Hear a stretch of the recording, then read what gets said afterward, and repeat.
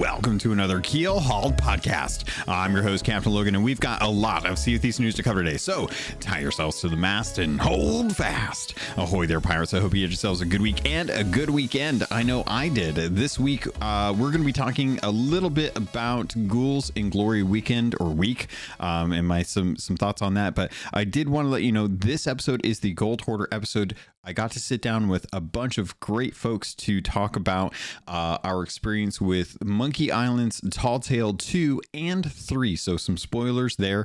We do talk about it in depth. So if you haven't played through those and you don't want to be spoiled on any of the kind of climactic events in that set of Tall Tales, hold off on this one for now if you don't want to hear that commentary. Hopefully you haven't been spoiled by the other ones, but we are going to be focusing on that during this episode. But before I get into any of that, I want to thank the patrons. They're the ones that went over to patreon.com/Keelhauled podcast to show their support for this content. If you like this podcast and you want to support it, there's an easy way to do so. It is through Patreon.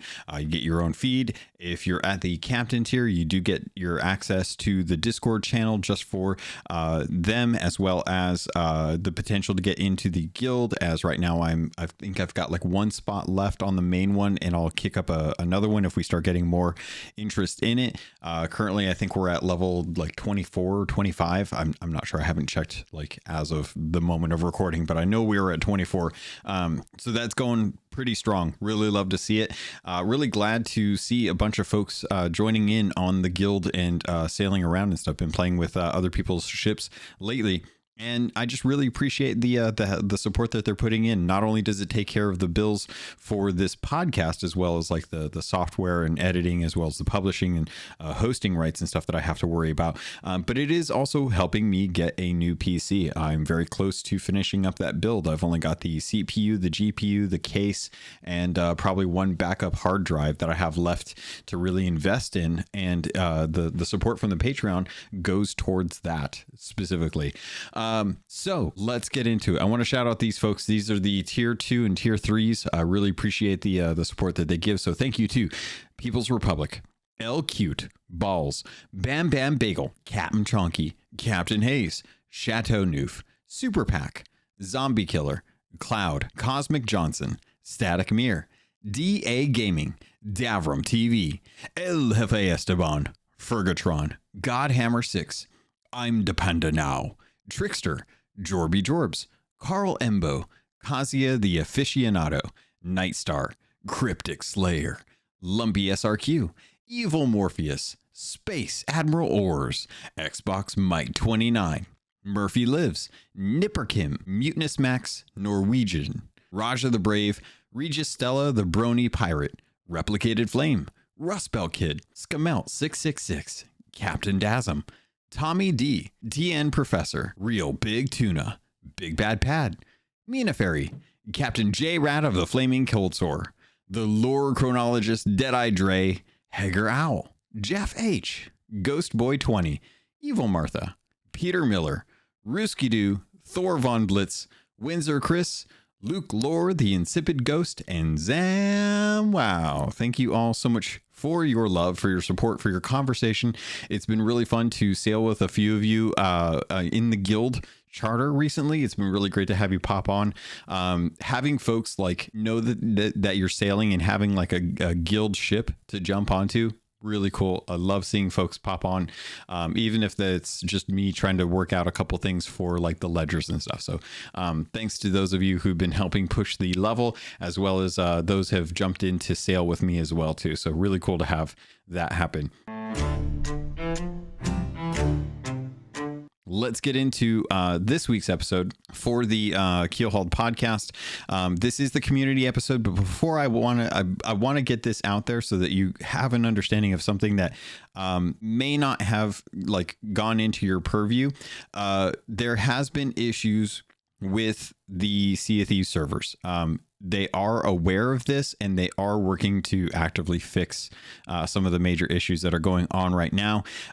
Ghoul in Glory event is live, so make sure that you are getting an opportunity to log in. You don't want to miss out on getting your Sea of the Damned, Rapier of the Damned sword. So you're going to get a Skull of Destiny Voyage. You're also going to get a Rapier of the Damned. That's going on till November 1st, which is this coming Wednesday.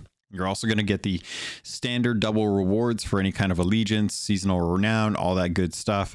And everything looks different in the Sea of Thieves, obviously, like I talked about this last week, I believe. And then the sale in the Emporium is going on till the 5th of November as well, too, if you want to capitalize on some sales that are going on for that. The servers have been a little on fire, nothing major. I mean, it's bad, but it's not like the worst thing in the world. They're not down, they're just really bad. So of my experience, I'll say that I personally have not really run into a whole lot. I've had a couple weird load issues, and that's kind of scary because you never know if you're going to DC. But I was able to do some Hourglass this weekend, as well as some normal sailing around during the week, during Ghoul and Glory, and it wasn't bad. It was kind of, it was better than normal, I guess would be a better way to put it.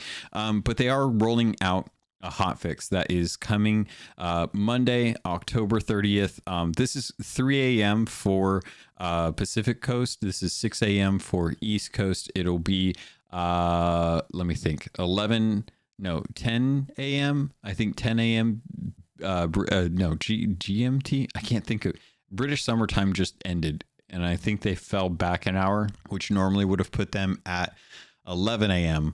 But I think that's at 10 a.m. for them now. I don't know. Time zones are so weird.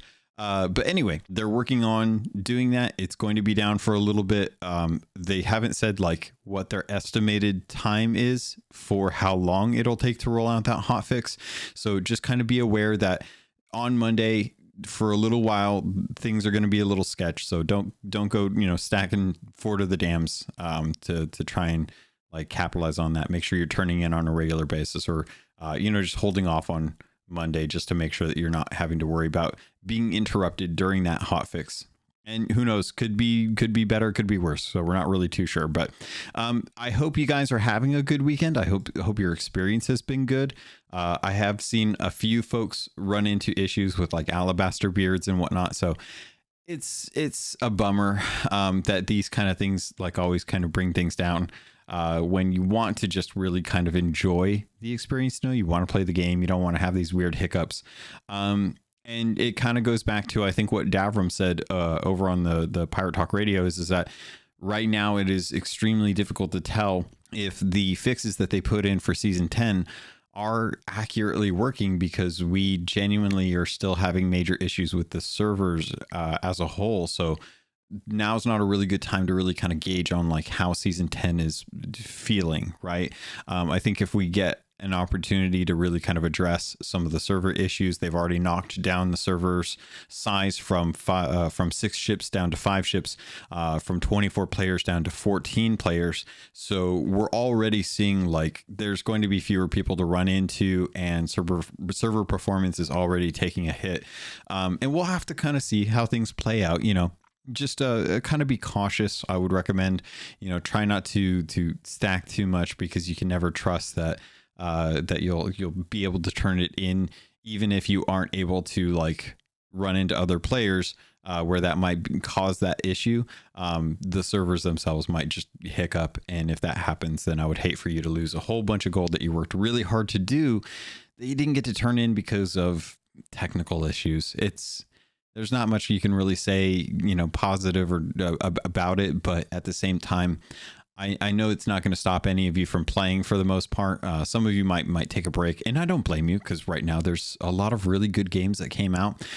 So if you feel frustrated by the servers, I would encourage you to take a look at some of the other stuff that's out right now. There's plenty of other games that have other seasonal content that's out that I know I've been dipping into, like Fortnite, Call of Duty.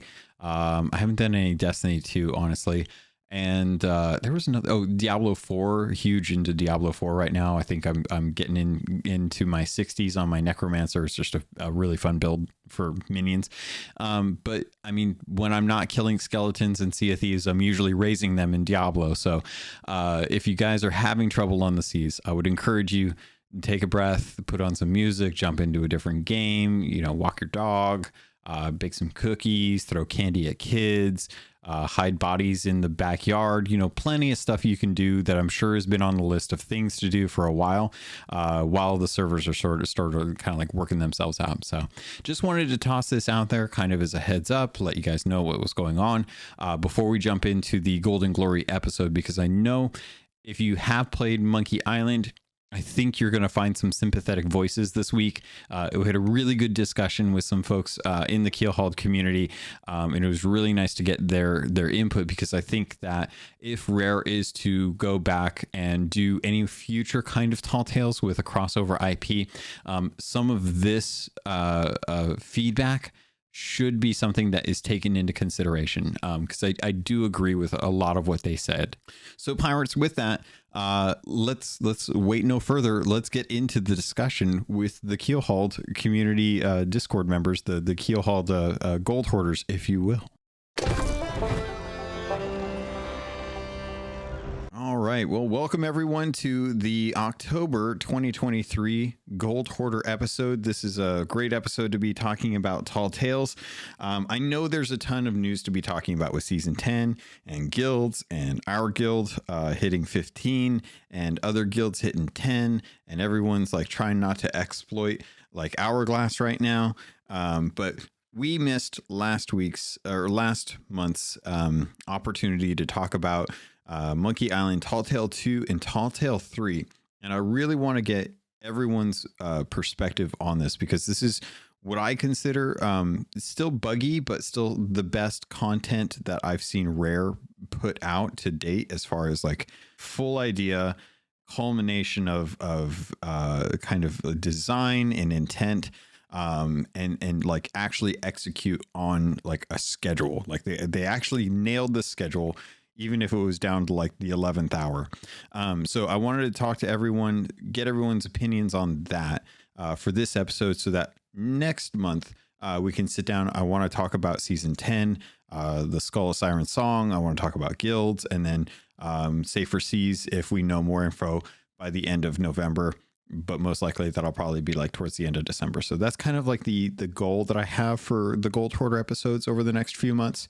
But I know timing is going to be sketchy, because especially in America, we've got a lot of holidays coming up, and that's always kind of like a hard time to ask people to jump on. So if we need to shift a date to like a week earlier or something, let me know, so that we can kind of get that out ahead of schedule, so that folks kind of prepare for it, so that we aren't trying to record on like Thanksgiving weekend or Christmas Day or something like that. All right. And I do have the events already posted on the Discord. So if you want to check out the dates for that, see if it's something that you can jump into, or if you have suggestions, I'm totally open to hearing feedback on that as well too. But I wanted to walk down the list of who's all joining this week. I'm very happy to have a whole bunch of folks that I love and talk to on a regular basis. So welcome, Captain Hayes. How are you doing? Hey, I'm doing very well. Very well. Awesome. You've been killing it with the Hourglass battles and stuff, really pushing our guild rank up. Hell yeah. And then we've also got El Jefe Esteban, who I'm sure you've all heard the name of multiple times. Jefe, how you doing? I'm doing well, sir. Awesome. You having a good Halloween so far? We are, yes. Actually, I've been spending my weekend so far crushing out Fort of the Dams, getting those chests. Lucky. I haven't gotten to do any. Next up, we've got the one and only Regis Stella, the Brony Pirate. How are you doing, Regis? I'm doing good. Awesome. We've also got Rust Belt Kid. Rusty, how you doing? Fan-freaking-tastic. Love it. Love to hear it. And then we have Rusty's dad, TN Professor. Prof, how you doing? Doing fine. I think you refer to me as Gramps. It's Gramps.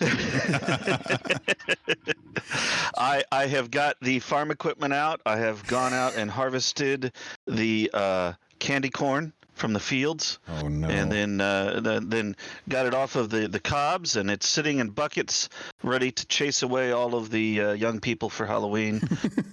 Yes, my house is the crappy candy house. Candy corn scares you. Get off my lawn. Oh man. And then last but not least, we have Tommy D. Tommy, how you doing? I'm doing quite all right. Awesome. I'm glad to hear it. I'm glad to have everyone here. Kicking things off, fam, we all got to do Tall Tale 2 and Tall Tale 3 over last month, or 2 months, I guess, at this point.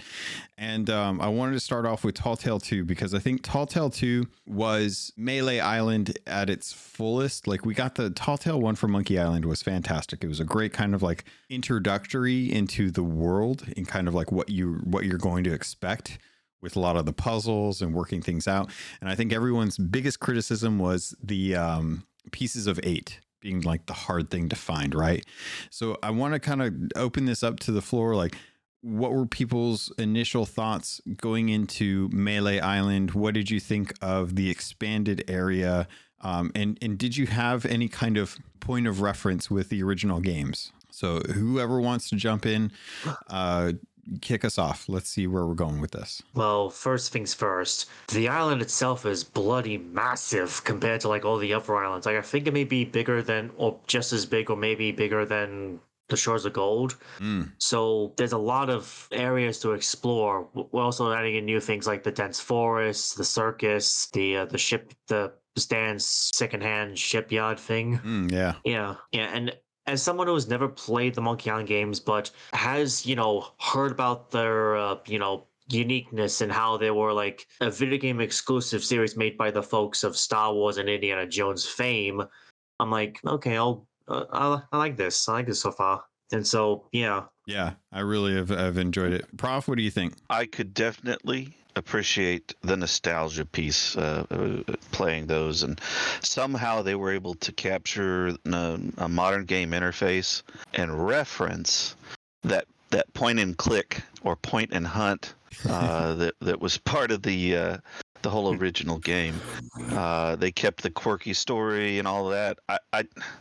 I did struggle because it has its own unique humor and style, and it kind of threw me off being in Sea of Thieves, which has its own unique kind of humor and style.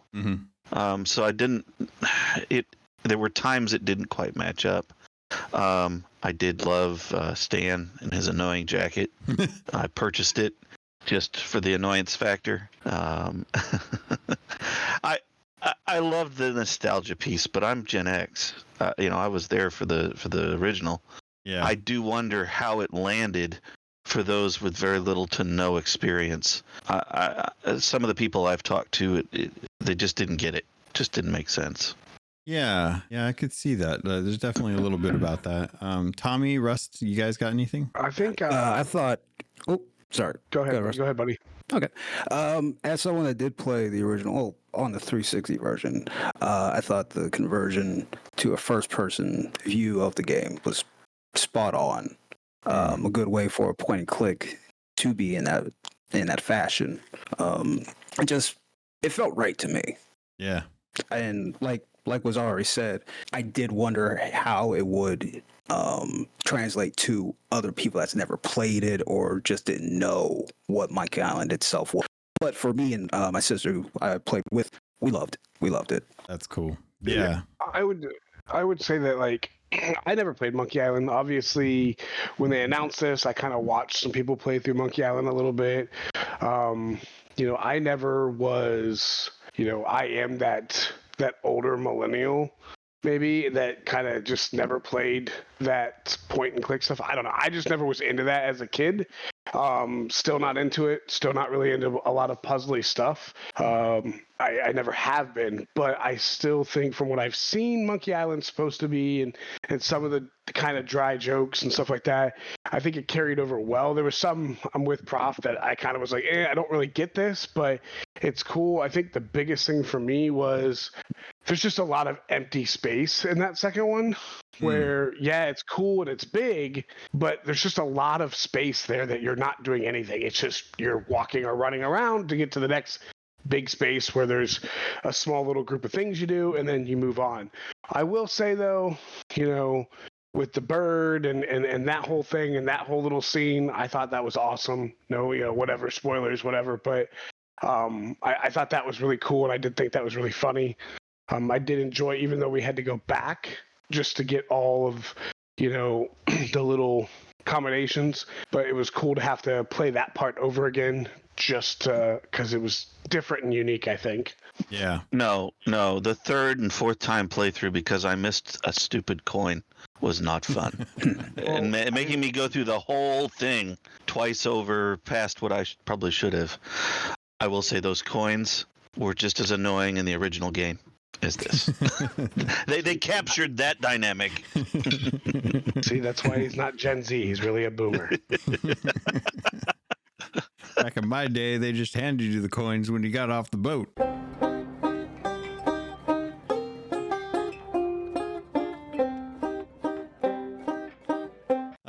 So I did want to address, like, there's two main things I think with Melee Island that really stuck out to me.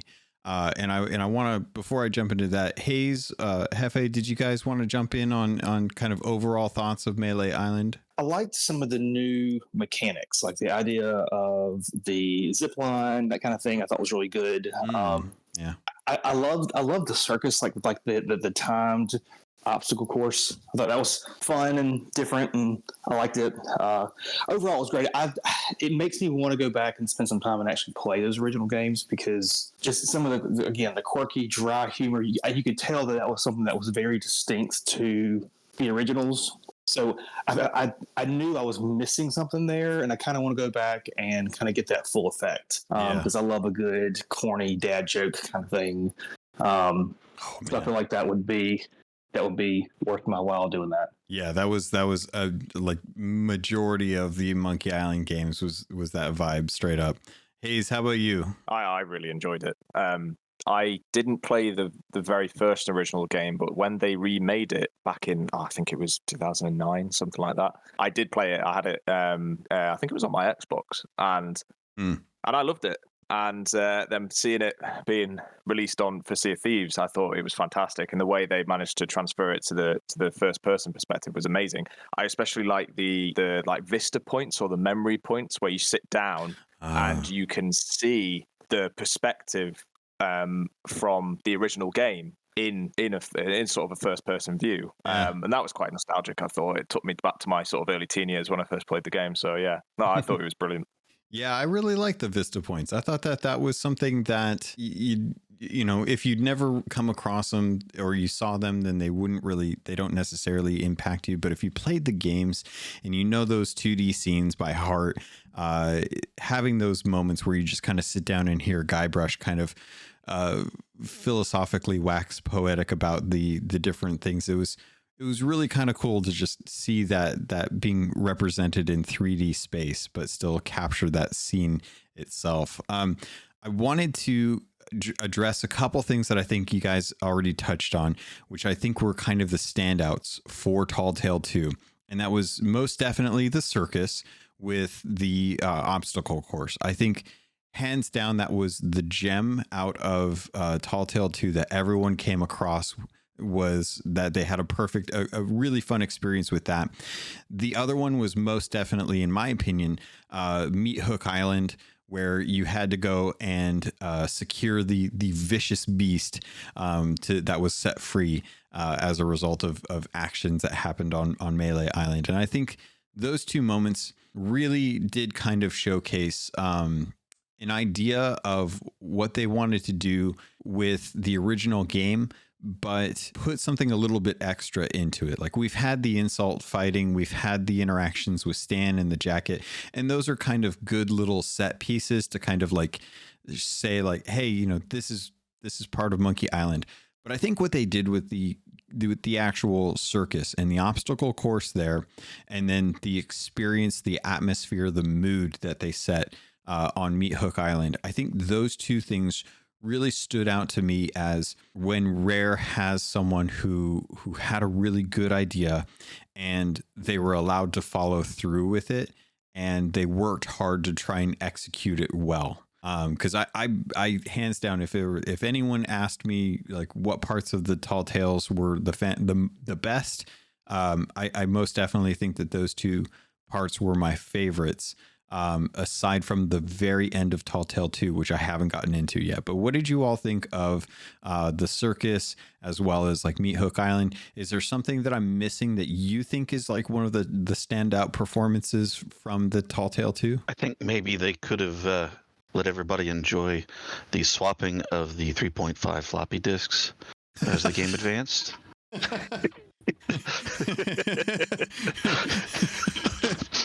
God, I can see it now where instead of you meet up with Kate Capstan, and instead of like voting on the actual like book with a dagger, they have you hold this like little stone card that looks like a 3.5 floppy, and you have to stick it into a coconut that's been like shaved to look like a disk drive. All right, I've lost your audience. I'm sorry. It's true. The save icon. It was a physical thing. Gosh darn it. What's a floppy disk? We had them back in the day. They're like flash drives, but weirder. Going through the first and second game, Tall Tales, going up to Lookout Point made me feel sorry for Guybrush every time I got lost in the original game, because I had always, in those games, you don't know what you're doing until you do it. So, I don't know what I'm doing. I'm going up the hill. No, I'm going downhill. Up the hill, downhill. It made me feel sorry that I gave so much cardio. It made me appreciate that. Because that's a high mountain. Yeah. Yeah, the number of times we've had to run up to the top of Lookout Point, I'm like, man, this would murder me. I would die trying to make this trek. So if everyone's good with that, I wanted to get everyone's thoughts on the end of Tall Tale 2. In particular, because I'm pretty sure the end of Tall Tale 1 had us running around with the spritzer bottles with the root beer, right? Correct. Okay. And I'm trying to remember what the end of Tall Tale 2 was, because I feel like that was kind of a bit of a disappointment as far as like what we ended up doing. I think it's you give Guybrush a potion that makes him remember things before he entered the Sea of the Damned. And thus Melee Island is back to its normal quotations state of mind, where they don't see Guybrush as this legendary pirate anymore, which is how it is back in the original games, mind you. Yeah. Says the person who never played the games but actually seen them, because I know of Monkey Island's reputation as one of the most popular and influential point-and-click adventure games of all time. Yeah, it definitely is. It's hard to think outside of like Myst or Riven, any other point-and-click adventure games that maybe like Wolf Among Us. But yeah, most definitely one of the most influential. But you're not wrong. You're like, and kudos to you for doing some research on it too, because Guybrush does not actually get revered the way he does in Monkey Island, which is why I think it works so well for LeChuck, as this is kind of a moment where he's giving Guybrush what he thinks Guybrush always wants. And the whole time you're just kind of like wondering, how's this all going to play out? But I was kind of like left on a cliffhanger for Tall Tale 2, and it was a long wait until Tall Tale 3 to actually go to Monkey Island. So was there something about Monkey or Melee Island that you all wanted to talk about? Because I'm curious, actually, with Melee Island, we had that long period of running around and doing the insult fighting. And there's a certain number of times you have to do that, both in Sea of Thieves, but also in Monkey Island. And it definitely feels less painful in the original Monkey Island game because it's a lot quicker. But what did you all think? And if anyone wants to jump in, definitely feel free, about the insult sword fighting. I think for me, the insult sword fight, I think that's what really got me to be like, okay, I don't really understand this, because it just was monotonous. And I think it got to the point, like the first time we went through and we were like just playing through, not worrying about everything else, it seemed like, and Prof and Hefe can, back me up, I think, but I felt like we did the insult sword fighting and it went like super quick, and next thing you know, we're getting towards the end of it and that's it. And then when we went back through to kind of complete other stuff, it makes you actually play the whole storyline, and it just seemed like it took forever. And then it started making me think about like the insults, and it's like, I don't know, maybe I just didn't get it because I've never played the originals, but it just, for me, it was monotonous. It was boring. At that point, it was just a matter of doing it just to do it. And even at that point, we started using Rare Thief to kind of like, okay, hey, what insult do I have to come back with, or what is even the point of this? And it just, I don't know. It was very monotonous to me. But that was just my kind of view on it. No, that's a fair point. It's definitely one I could see other people feeling as well. What did everyone else think? I agree. It was something that I was kind of looking forward to, especially from playing the sort of remade version of the original game. And then when it actually came to it, me and my crewmate, it exactly like what Rustbelt was saying. It did feel just monotonous. And then when it started to come up, and they would appear, and you had to go do the different fights, I just thought it got kind of boring, I guess, near the end, because I could never remember what the responses were, and I must have tried so many times, and my memory is terrible, so I just gave up eventually and let my crewmate do it, because he was far better at it than I was.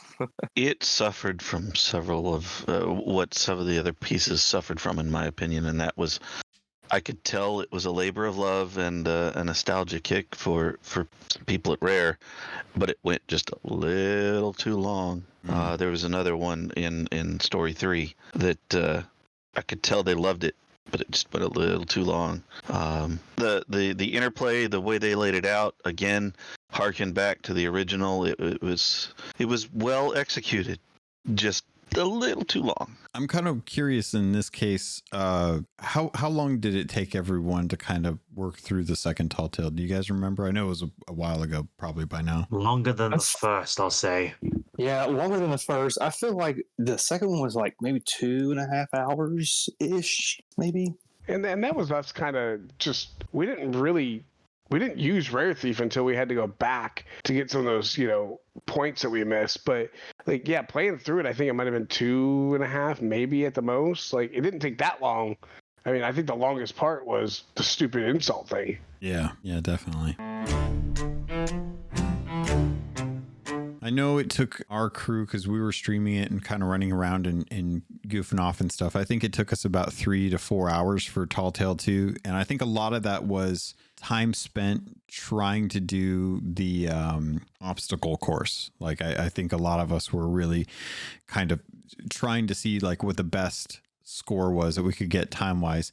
And I know earlier there were a lot of folks that weren't able to make it that wanted to kind of talk about this, but I know Godhammer had mentioned that they had a great time with both the Tall Tales, and that their shipmate and themselves got sidetracked for about 45 minutes trying to speed run the circus course, and their best time was 17.96 seconds, which I think definitely beat mine, because I think mine was at or around 20 seconds when we were working through it. And I'm going to try and go back on Xbox to try and better it, just because I know like the frame rate will be a little more stable. That's insane, Godhammer. That's thinking back and thinking about doing it. We ended up doing it over a course of like 2 or 3 days. We did use the checkpoints, and I feel like each of the checkpoints was of an hour and a half to 2 hours to that point. So it may have actually been longer, closer to 4 to kind of get it all done. But we spent some time at the circus doing that, because again, that was the circus bit and bird thing was definitely my favorite parts. And I know we did spend a good amount of time on that on the circus piece, trying to get that combination. Mm-hmm. Yeah, I know it kept on getting lost in the forest. Yeah, so that took a little bit of time for me. What did you guys think of the look of the forest? I was honestly really impressed with just the aesthetic appeal of it. The maze was one thing, but it was kind of cool to see like pine trees and stuff by Rare. I thought the forest was nice, little different aesthetics in the fog. It came together nicely. Yeah, and I'm with Tommy. Like, I like the forest. Like, I thought it looked really cool. It was different. Yeah, that first playthrough when we kind of were just going through the motions and getting everything that we need to get done for story-wise, we definitely got lost, I think, probably a couple of times for sure. I think when we started to go back and do it, you kind of got used to like, oh, okay, I come in, I go right, I go this way, and you're good. but then you're kind of flying through so you can get to the next part just to finish, one little combination or whatnot. But it still was very, very different and very cool, I thought. I didn't like falling in the water and having to swim all the way back to the beginning, but that happens. That does happen though. Yeah. Well, was there anything you all wanted to touch on outside of what we've already covered for Tall Tale 2, or are you all ready to jump into Tall Tale 3? I thought we murdered Stan, but that's not the case. Oh, Stan. Ah, man. He's still floating. That did seem a bit harsh. We're never going to really know where he went. He just is still floating. He's a sleazy businessman. He deserves it for all I care. The truth coming out. Try to sell us the black flag. The hard truth. Black Pearl, but sure. Pearl. Yeah. I don't blame you. I stand with Stan. I stand My with Stan. best bud. Hashtag stand with Stan. All right. So Tall Tale 3, Monkey Island. Oh, yeah. Before you jump there, did any of you catch in the reading that's not the real Black Pearl, that he'd actually painted over another boat? And there's a reference in there of the paint peeling. Somebody bought it. Oh, no. And the paint started peeling. Yeah. Yeah. That's great. I missed that. Either that or I don't remember. I know I was playing with Davram, Carrillo, and Dread Pirate Doug, so I was very distracted in both Tall Tales because of those three. But all right. So if you guys are good with that, then we'll jump into Tall Tale 3 with LeChuck in Monkey Island. I was really impressed when we got to this Tall Tale. The island itself is massive, even though it's only a portion of the entire island that is in the games originally. But I was really surprised at, again, a dramatic shift from the overall aesthetic that we are used to with Sea of Thieves. Much more gray and clay-like stone. There's a nice kind of jungle area with a really cool river. The size of the island alone is absolutely massive. I genuinely think that it is bigger than what's it called? Shores of Gold in general. But what did you guys think, kind of seeing what Monkey Island was going to be, especially for the folks that haven't played the original games and didn't know what was coming? I really enjoyed the third one overall. I love the biome shift. Like I think we've all been screaming and asking for a different biome for a long time, and that's just kind of scratched that itch for me a little bit. I thought it was really good, and I like puzzles and stuff. Like I'm a big Zelda fan, so kind of working through some of the things like with like the lever and the rock and the different things you got to do. I enjoyed that. I like that. I like working through that. Overall, I thought it was pretty good in that regard. Did the color scheme seem brighter to any of you guys? Because it seemed much brighter. That's than what I was going to else. get to. At first, when we load in and we're kind of sailing in, and at first I remember even saying something, and I thought like my screen was messed up or something, because I was like, "Whoa, this is bright." Like, and maybe I have a really bad stigmatism anyway, so real bright like light will just mess with my eyes anyways. But like as we got closer and I understood like why it was that way, and as you're doing some of the puzzles, it kind of made me understand more. But I do like what Hefe was saying, the whole biome thing, like even like little biomes within that one massive one, because you go to certain parts of this island on Monkey Island, it's like, and it's almost like completely different, especially when you go like up, when you're scaling up the rocks and you're going up to complete all those puzzles up there and whatnot. I don't know. It was very different. Kind of threw me off at first with that brightness and the color schemes going on that one. But I other than that, I thought it was beautiful. I still feel like I have no clue half of the story because I feel like we just rare thiefed it the whole time. So I don't remember 90% of what we did, other than just like little things. Even with that, it took me alone 4 hours and the two of you 4 hours to get that one done, at least. Oh yeah, with Rare Thief, it still took us 4 hours. And I think that was my biggest gripe about it, was even with Rare Thief and not really stopping to read the books or the puzzles and not really stopping to really pay attention to much other than to just go through the motions, it just took forever, especially at the end when you're in that stupid lava forever. Once again, I got lost. Yeah. Down below. So, okay. Before we get down into the actual Monkey Isle with LeChuck's lair, I want to get people's thoughts on two different aspects. The initial approach to Monkey Island. Did you start off by going immediately to visit the Black Pearl, or did you kind of venture off to go find your own way or check stuff out? We ventured to the Black Pearl first, and then started venturing. Like we went straight left, and the last thing we did actually was to see Guybrush, and then we realized, oh, he had a map for everything. Why didn't we just go over here first? Ah, okay. Anybody else visit the Black Pearl? Was that a pretty common thing, or? Yeah, I went straight to the Black Pearl. And Who in their right mind wouldn't? I didn't. Yeah, exactly. Well, who in their right mind? Well, left brain, I guess. I don't know. It took me forever to figure out that you meant to go to Guybrush. I was there for about half an hour until I realized. Yeah, the visual cues led you that way. I mean, you're following the ship. Why wouldn't you continue to follow the ship? I got my own plan.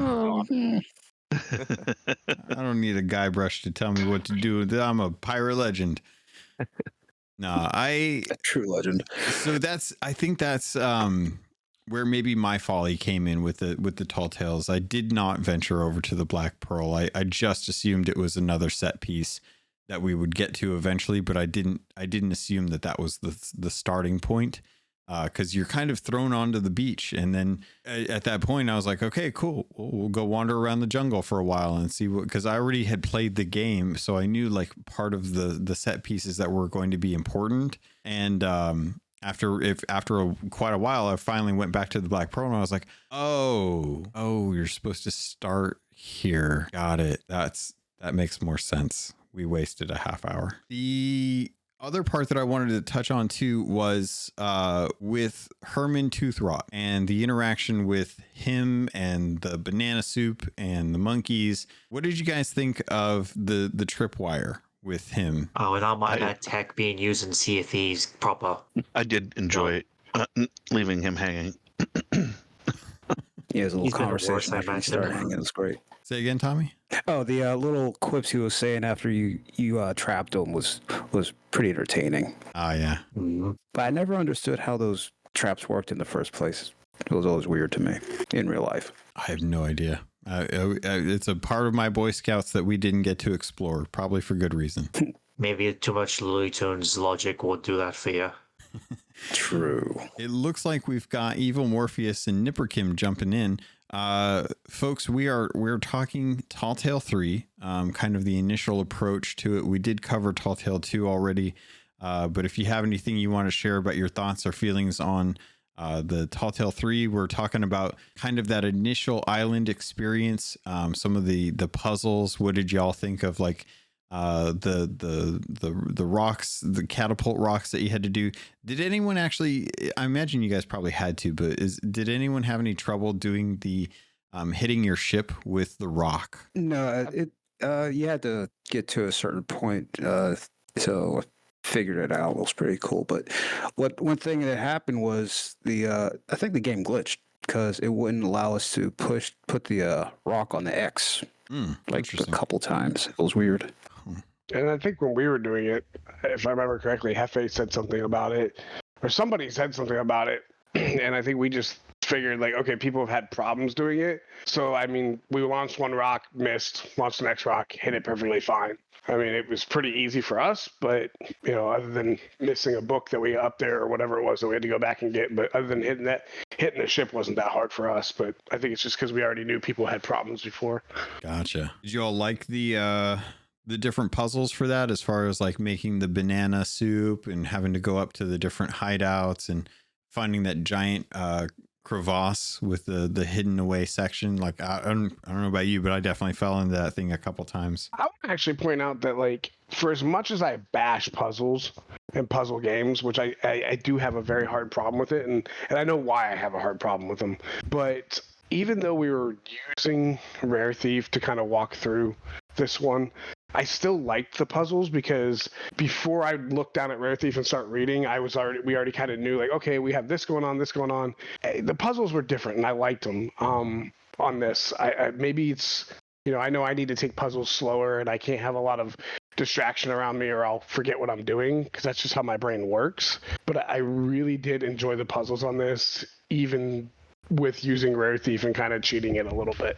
Yeah. It was good that there were multiple ways that the game gave you to get like the key for the shack, because there's more than one way to do it depending on your load in. The first time I did it, you had to go in the water and pick up the rocks. The second time I did it, I had to go look in the cabinet for the key. So there's different ways of doing it whenever the game loaded in. Yeah, that was definitely something where I felt like we had like the Heart of Fire that gave us 3 different paths to get to the end that I was hoping was going to be something that they brought forward, and that was about the closest that I could find to that connection there. It did force you to either use Rare Thief or pay very close attention to all of the reading, because there was no clear direction on the order of things, and there were times when you needed to do things in specific order, but I felt like they didn't really hold your hand in any of that. You just had to figure it out, which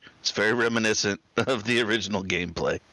That was kind of where I was wondering, like, do you think that they went too hard into that aspect of the point and click adventure games? Like, should they have given you a little more lead on some of that stuff? I think most Sea of Thieves players are used to having Rare gently hold their hand a little more. Mm-hmm. It was another piece of the game interaction that reminded me this was a build on top of Sea of Thieves, but it was really not Sea of Thieves. This was Monkey Island 3.0. Yeah. Evil Morpheus, did you want to jump in with some thoughts? Can you hear me, Logan? I can. Yeah, okay. Yeah, so I felt that it was it was long. It was amazing, but yeah, it could have been a little more compact, I think, but I enjoyed it. I feel like a lot of people who didn't enjoy it, it was because they didn't play the games, the Monkey Island games. Definitely had that nostalgia necessary to stick with it, unless you kind of just knew that you wanted to get to the end of it, maybe. I believe so. Yeah, like if they didn't know what was going for, like a lot of the jokes, the hitting. I saw somebody who on the internet, like Reddit or something, said hitting your ship with the rock was kind of dumb, and I'm like, well, you got to play the game to get, because that's part of the game. Different things in it. They're like, they felt that it was lame, but they didn't understand it because they never played the Monkey Island games. So, but I feel like it's part of the nostalgia. I personally didn't play the Monkey Island games until 3 weeks before the first Tall Tale released. So I wanted that experience. Yeah, I know. I definitely appreciated the experience because I played the games and the reference that they made. I do want to know, like, especially like Regis or Hayes, I don't know if you guys want to jump in as far as like your experience and having played or not having played the originals with Tall Tale 3, some of the puzzles that you had to work out. Yeah, some were kind of complicated. I think from the third Tall Tale, for me, the hardest bit was, and I think someone mentioned this already, was that boulder. I must have tried maybe 10, 11 times to try and get that boulder to hit my ship for the commendation. It just wasn't happening. I didn't do most of the commendations because I just wanted to get through the story and then maybe do the rest of them some of the time. Because if you do everything in the Monkey Island Tall Tales, much like a pirate's life, you get a shanty for completing everything. Yeah, I really love that they did that too. I was hoping that would be the case. I was kind of hoping it would be a pirate I was meant to be, but nah, it has to be the Monkey Island theme song. Yeah. Yeah, definitely. I think for somebody like myself who never played the games, I know Hefe hasn't played them. Some of it, obviously, I'm kind of in that boat where I was like, I don't really know why we're doing this. I didn't think it was stupid, or I didn't think it was like not cool or anything like that. Some of it I was like, oh, this is just monotonous. It's just more crap to get to more crap. It felt like sometimes, but I didn't hate it or dislike it. But maybe that's why, going into the third one, we kind of had the mindset of like, hey, we know we missed stuff on 2. I don't want to have to do this 3 or 4 times. going through this 4 hours at a time to get to one book or one thing. Let's rare thief it and make sure we don't miss anything. Make sure we're hitting everything. And maybe that's why, because we've never played the games before, that it felt like that. But I don't know. I mean, I still had fun with it, but definitely didn't understand half of what we were doing or why we were doing it. Yeah. I am curious, as we kind of move on to the rest of the tall tale, I wanted to get some thoughts and feelings on the Q-tip that was used to gain access to LeChuck's lair, and also the navigator's head and using that. I loved it.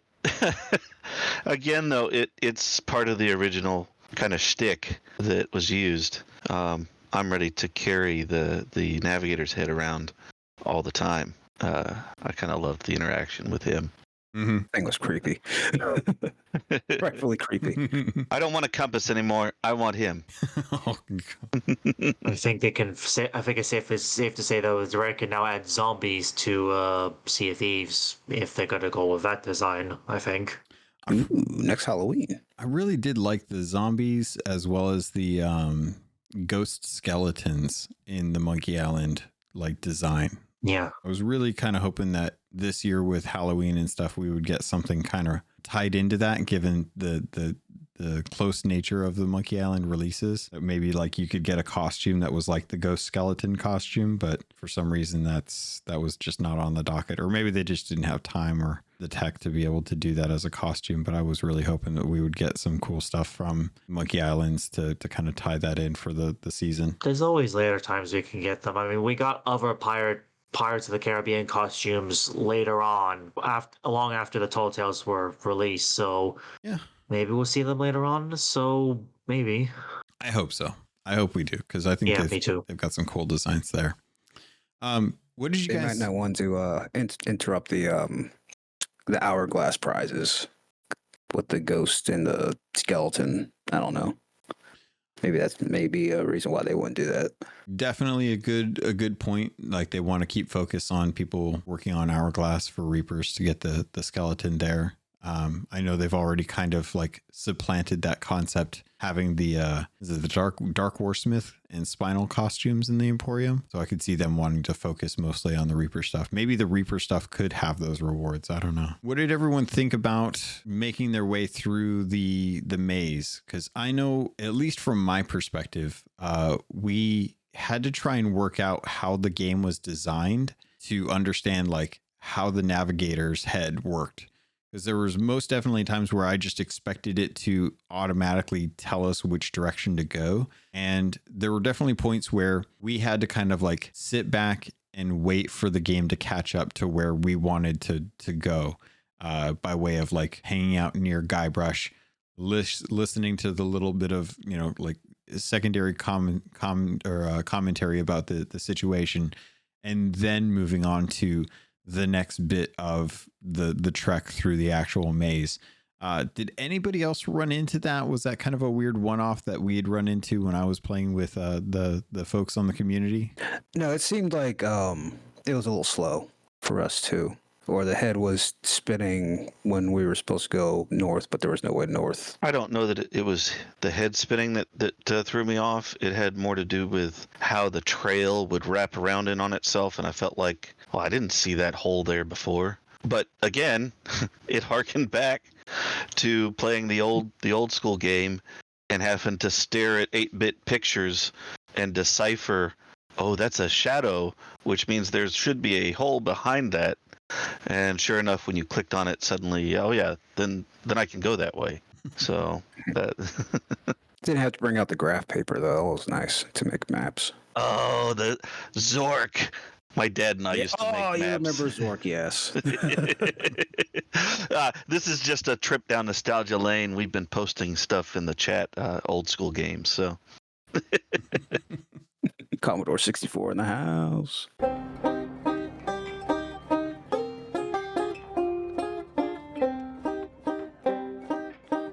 All right, so I feel like we've covered pretty much all the way up until the kind of finale, or at least the 2-part finale.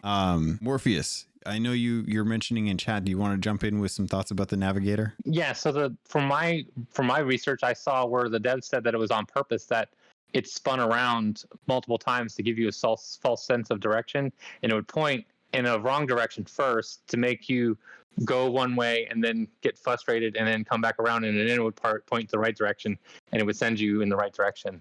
So yeah, from my understanding, that was on purpose to confuse you so that you would get disoriented. So that's I saw the dev said that at one point. It's kind of weird, but once you learn what it does, and it takes you about 3 or 4 times before it'll actually point in the right direction, the mechanic works just fine. It's really weird. How cruel. Absolutely. Alrighty, so I wanted to touch on the 2-part finale. The first part being the ship chase, which I know some folks have some thoughts on, so I definitely want to get some thoughts on that. But the second part being the cinematic encounter with LeChuck in the wedding, as well as the subsequent fight thereafter. For me personally, the ship battle itself, first, the chase aspect of it was cool, but it felt like it was a little tougher than it needed to be as far as like trying to keep up and navigate with LeChuck's ship. But that end finale with the arena fight, having to take out LeChuck's ship 3 times, which is standard for video games. Bosses have three times you have to defeat them. I was very impressed with that, because I feel like that was kind of, if we ever had a Flameheart fight, that was the way I was hoping to fight the Burning Blade, was like on a pit of lava, fighting his ship versus my ship in an all-out brawl that was very epic, with like beautiful music and stuff from the music department and stuff. That's what I was excited to have. So am I alone in that? Did you all enjoy it? Were there things that you think they could have done better with that fight before getting into the wedding chapel and the fight with LeChuck? Make it just a little shorter. Again, I could tell very obviously the design team was in love with their lava design. And I too appreciated their design. I just wasn't planning to spend an additional hour in there doing that. But I did enjoy it. I hope that some of these assets that they've designed, I hope it's not the last time we see it. Mm-hmm. In the caves, the lava, the new island look, and some of these other biomes, I really hope that they find a way to add those in creative ways into the regular game. So as much as I complain about it being just a little too long, I really did appreciate what I was seeing there. And again, I don't want to lose sight.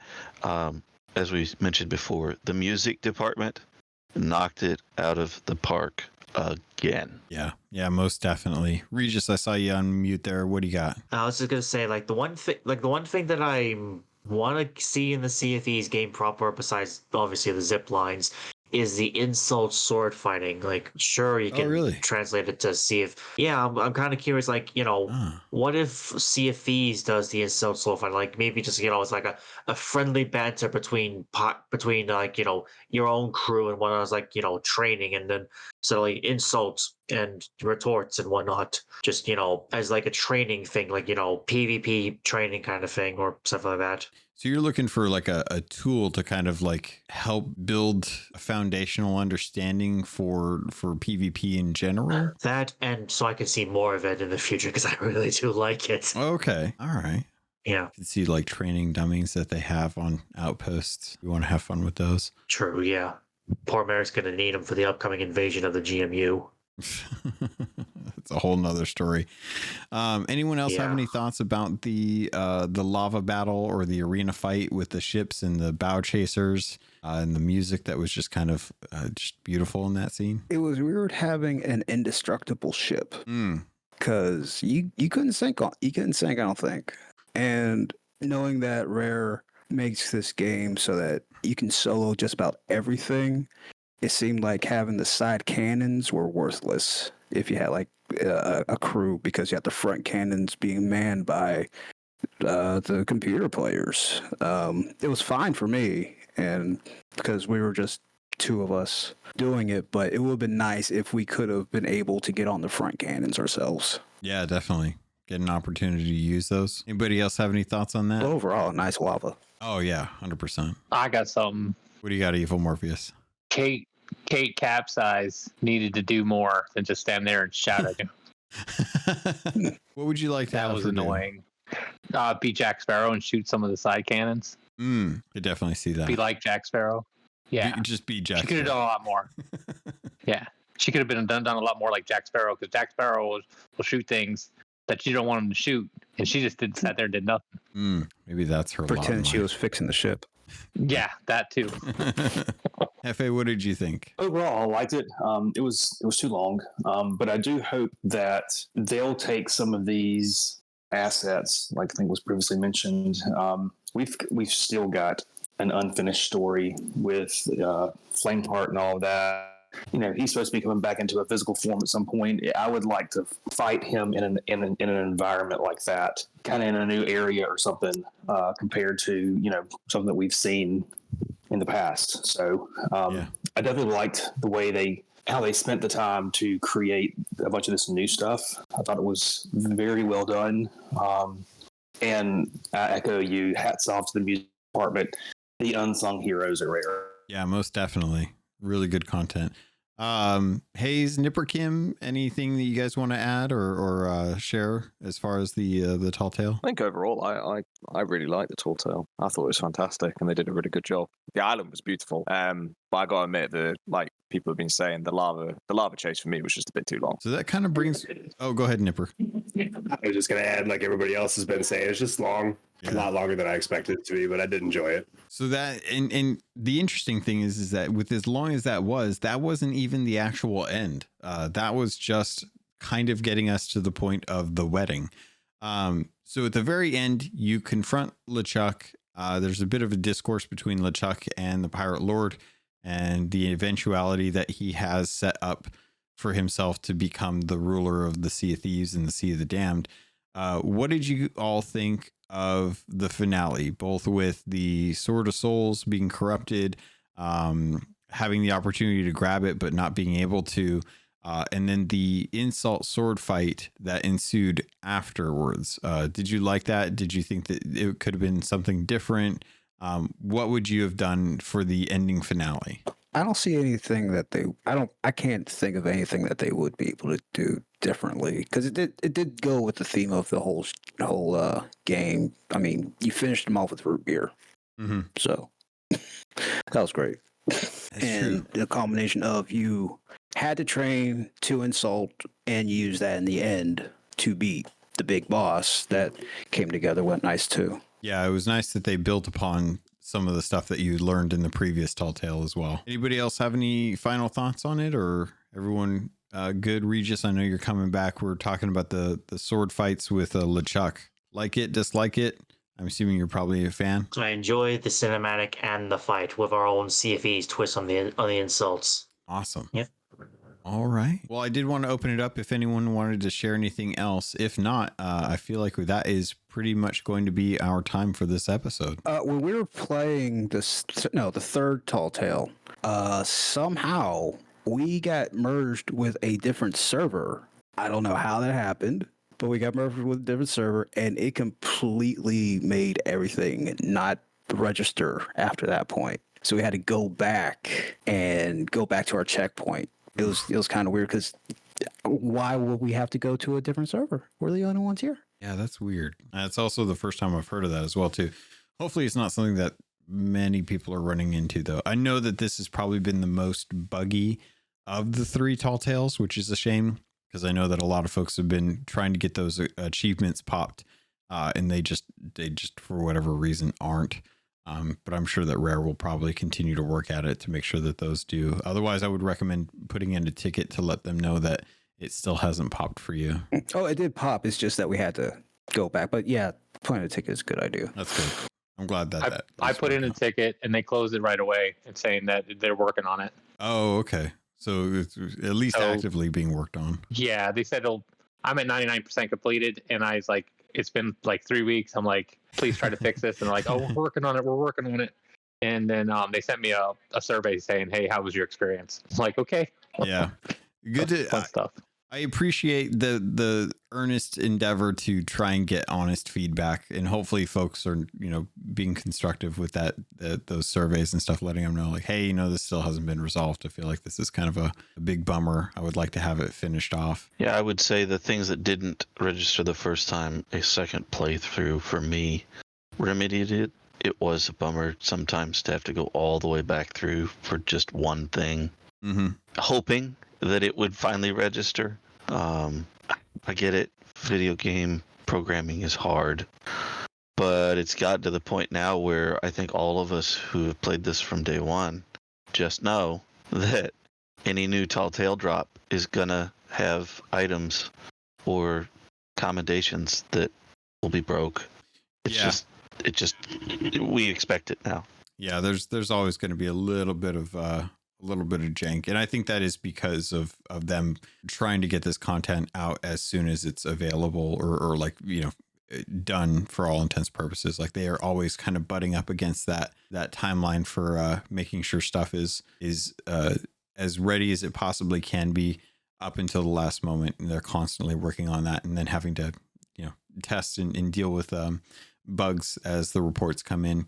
I know, especially with like season 10 recently, we've had the Reaper's chests and the chests of fortune. Those commendations weren't registering the way they ought to, and I know Caleb had called out that it should be like starting out at 30 of 60 as opposed to 0 of 60.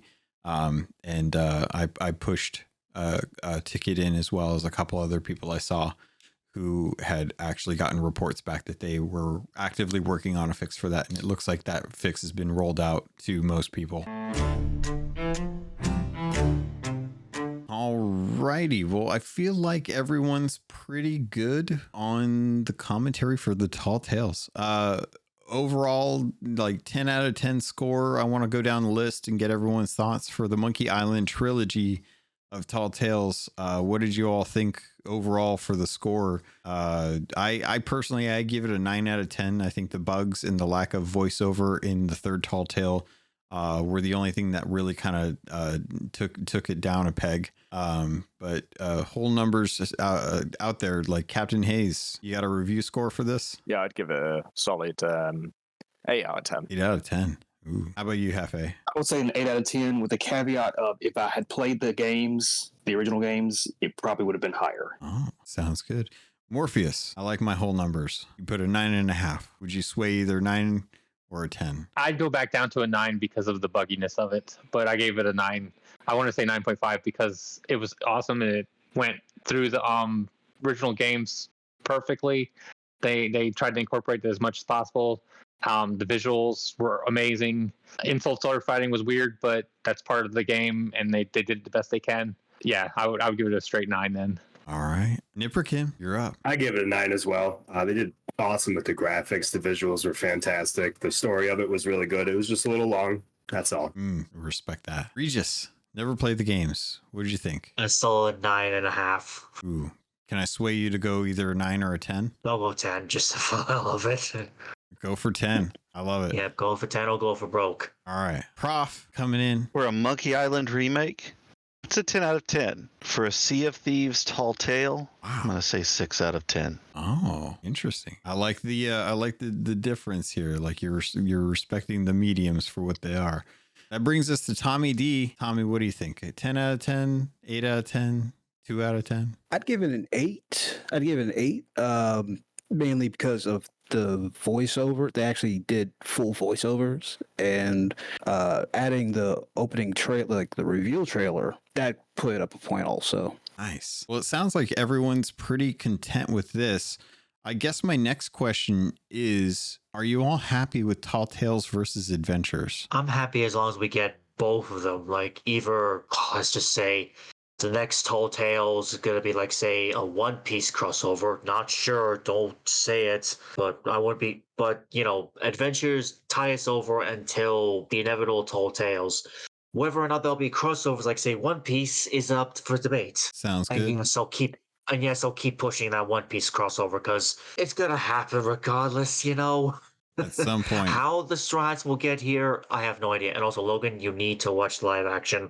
Whether you watch the anime first is up to you Yeah. and your partner, of course. I know. I saw Joe Neat said that he had watched it a couple days ago and was impressed. And every second comment was like, One Piece crossover when? And I'm like, yeah, he's just expressing his feelings and thoughts on the series, and like, it's not a hint, it's just love for a unique pirate franchise. Mm-hmm. Yeah, One of which I wouldn't mind. I'd rather have Popeye the Sailor Man. Oh, I forgot about Popeye. You know, it's funny that you bring that up because I went to a party last night and our friends dressed up as Popeye in olive oil. Nice. All right. Well, if you're going to bring up Popeye, then you've got to bring up the live-action Popeye movie with Robin Williams. Yeah. Classic. Underrated classic. Logan, Tall Tales. You going to get me started on this? Well, I genuinely want to know, like, was this a good investment for Rare? I don't know. Rare is really I don't. Rare is really relying on these crossovers to drive new players into finding Sea of Thieves. Mm-hmm. And I still question how well this franchise, Monkey Island, was at pulling in new players who had no context of the original game and relied so heavily on nostalgia. Really, the engagement I had was vastly different than the engagement that Rusty had because I did have nostalgia for it. It comes out in my rating. Nothing has landed like Pirates of the Caribbean as far as being able to reach players, new players, at the same level as the rest of us. And so I just don't know if this hit what Rare needs or seems to think they need with these crossovers. And I, as someone who loves the Sea of Thieves story itself, I really would love Tall Tales to get back to telling truly Sea of Thieves tales. There's so much that we have left undone in that storyline. Mm-hmm. And if we keep jumping into these crossovers, we won't get. Well, that's what I've been what I've been saying. Like, you know, once we solve, like, you know, the Flameheart, the Briggsy, the Brethren, the, you know, all that stuff, then we can focus on the crossovers, if you will. Once we solve all the story threads that need to be tied up, like, I think there's like, 50 story threads, to be honest, beyond the ones I mentioned. Yeah. And again, once those things are finished, then we can move on to like the Straw Hats and the Sea of Thieves by some dimension hopping devil fruit for all we know. Yeah, we still don't even know why Ramsey have knives in his back. Even in the books, they don't say why. Yeah, that bugs me. All right, friends, I think that's going to do it. Thank you all so much for joining us. It was really good to get your all thoughts on the Monkey Island Tall Tales 2 and 3. Apologies to the folks that didn't get a chance to jump in either at the beginning or at all this weekend. I know a lot of folks were really had a good time with it, but definitely had some strong thoughts. So always welcome to hear those and add those later on if y'all want to type something up for me. I'm happily to include those later on in other episodes as well, too. Going down the list, we're going to say goodbye to everyone. Captain Hayes, thank you for jumping in, staying up late over in the UK.